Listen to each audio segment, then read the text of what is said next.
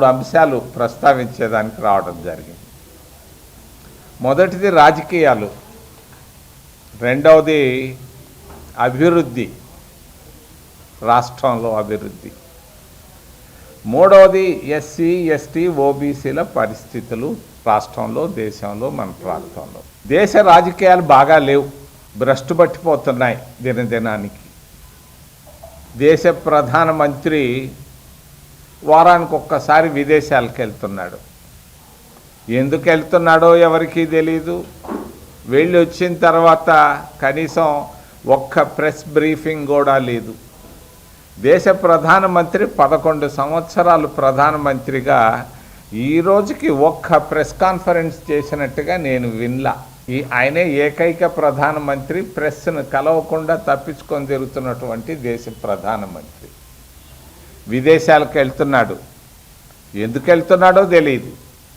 క్రితంలో ప్రధానమంత్రులు విదేశాలకు వెళ్ళేటప్పుడు జర్నలిస్టులు టీంను కూడా తీసుకెళ్ళేది, చాలా పారదర్శకంగా ఉండేవాళ్ళు.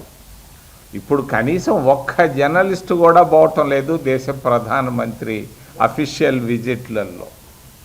ఇది తేడా ఒకప్పటికి ఇప్పటికీ. మరి దేశ ప్రధానమంత్రి మాట్లాడితే ట్రంప్ అంటాడు, లేదనంటే టైగర్లు అంటాడు. ట్రంపు టైగర్లు చూసుకుంటున్నాడే కానీ దేశంలో ఉన్నటువంటి నిరుద్యోగాన్ని గురించి ఆలోచన టైం కూడా లేదు ప్రధానమంత్రికి. నలుగురు చనిపోయారు, కారణం నిరుద్యోగం. నిరుద్యోగాన్ని గురించి ప్రధానమంత్రి ఎక్కడా మాట్లాడటం లేదు. ఇది పొరపాటు, భారతీయ జనతా పార్టీ చేస్తున్నటువంటి పొరపాటు. రెండోది ధరలు విపరీతంగా పెరిగిపోతున్నాయి. ధరలు ఆకాశం అంత ఎత్తుకెళ్తున్నా కూడా ధరల గురించి ప్రధానమంత్రి ఎప్పుడూ మాట్లాడు. ట్యాక్సులు కూడా విపరీతంగా పెరిగిపోతున్నాయి, దినదినానికి పెంచేస్తున్నారు. ఈ విధంగా భారతదేశంలో భారతీయ జనతా పార్టీ సంపూర్ణంగా విఫలమైపోయింది. గెలుస్తున్నారు, గెలవడం అది అందరికీ తెలుసు ఎట్ట గెలుస్తున్నారు. రెండు కారణాలు చెప్తున్నారు వాళ్ళు. ఈవీఎంలు ట్యాంపరింగ్ చేస్తున్నారు, అనుమానమే లేదు. రెండోది దేవుడి పేరు చెప్తున్నారు, కుంభమేళ అంటారు, లేకపోతే అయోధ్య అంటారు, లేకపోతే బద్రీనాథ్ అంటారు. ఈ విధంగా మోసం చేస్తూ పోతా ఉంది భారతీయ జనతా పార్టీ దేశ ప్రధానమంత్రి. నాకు 10 జతల చొక్కాలు ప్యాంట్లు ఉన్నాయి, మా మిత్రులకి 4 చొక్కాలు ఉన్నాయి, 4 పంచెలు ఉన్నాయి. భారతదేశ ప్రధానమంత్రికి 10,000 జతల బట్టలు ఉన్నాయి. కాదని చెప్పమనండి ఆయన్ని, చెప్పలేడు. ఒక్కొక్క జత బట్ట ధర ₹1,00,000. ఆయన గుడ్డలే 100 కోట్ల రూపాయలు గుడ్డలు ఉన్నాయి. దినంలో 4 సార్లు మారుస్తారు. మేము ఒక్కసారి మారుస్తే గొప్ప, చాలామంది వారానికి ఒక్కసారి మారుస్తారు. భారతదేశ ప్రధానమంత్రి ఇంత పేదరికం, ఇంత నిరుద్యోగం ఉన్నా కూడా దినంలో 4 సార్లు మారుస్తున్నాడు గుడ్డలు. మీరే చూడండి టీవీల్లో, పొద్దున ఒక జత, మధ్యాహ్నం ఒక జత, సాయంకాలం ఒక జత, రాత్రి ఒక జత. ఇది పరిస్థితి. ప్రధానమంత్రి భారతీయ జనతా పార్టీ సాధించినటువంటి ప్రగతి.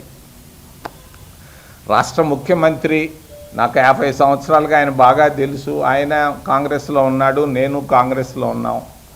ఆయన ముఖ్యమంత్రి అయ్యాడు. ఇది 15వ సంవత్సరం. 15 సంవత్సరాలు ముఖ్యమంత్రిగా నారా చంద్రబాబు నాయుడు నెల్లూరు జిల్లాకి ఏం చేశాడు అని నేను అడుగుతున్నా. ఒక్క పని, చెప్పుకోదగ్గ పని ఒక్కటన్నా చేశాడా నెల్లూరుకి? ఏం జరుగుతూ ఉంది రాష్ట్రంలో? గత 10 నెలలు 9 నెలల్లో ఏం చేశారు? ఎక్కడ పోయినా అడుగుతున్నారు ఆడవాళ్ళు, మాకు బస్సు ఎప్పుడు వస్తుంది అయ్యా అని. ఆర్టీసీ బస్సు వైపు చూస్తున్నారు. ఆడవాళ్ళకి వాళ్ళు అడగకపోయినా ఆయన చెప్పాడు 1,500 ప్రతి ఆడబిడ్డకి ఇస్తానని. ఇప్పటికే ప్రతి ఆడబిడ్డకి 15,000 రూపాయలు అప్పున్నాడు ఆయన.